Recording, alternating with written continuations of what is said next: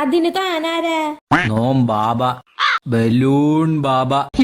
ഇയാളെ വല്ല പൂരപ്പറമ്പിന്നാണോ കൊണ്ടുവന്ന? കണ്ടോ നമ്മുടെ ശക്തി? ഓം ഗ്രീം ഐം ഗ്രീം.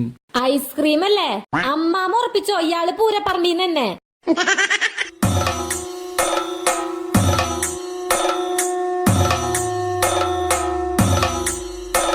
ഈ ഭൂമിക്ക് താഴെ നിധിയുണ്ട്. ആ ശരിയാ. അതിന് താഴെയാ ഞങ്ങളുടെ സെപ്റ്റി ടാങ്ക് കുഴിച്ചേക്കണേ.